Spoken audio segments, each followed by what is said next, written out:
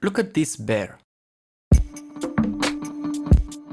She is not an ordinary bear. Her name is Ina and lived for 20 years in a cage at a zoo in Romania, Piatra Neamț. Shared the space with her sister, Anca. Practically, she used for 20 years only half of the space she was needing, and the same story applies to Anca. After her release, even though she is physically free, she is still mentally trapped in the same cage the zoo kept her for 20 years. Sometimes, this happens to us, humans. When we set free of our toxic past, even though we are not there anymore, we still live like the past is repeating forever and ever in our head. Because of the small spaces in zoos all around the world, a lot of animals retire and die in the wilderness because of their traumas. Next time you're seeing a bear or any animal at the zoo, remember Ina, a poor bear, refusing to live free because she never knew what freedom means.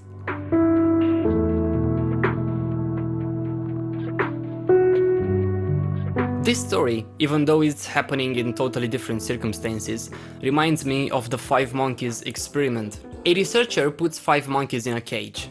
There's a bunch of bananas hanging from a string with a ladder leading to the bananas. When the first monkey goes for the bananas, the researcher sprays all 5 monkeys with freezing water for 5 minutes. Sometime later, when a second monkey inevitably tries to go for the bananas, the researcher once again sprays all 5 monkeys with the cold water for 5 minutes.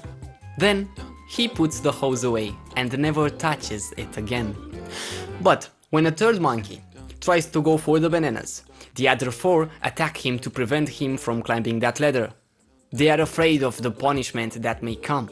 In the second phase, the researcher replaces one of the monkeys with a new monkey, who wasn't part of the original experiment and was never sprayed with water. As soon as he touches the ladder to go for the bananas, the other 4 monkeys attack him to keep him from doing so.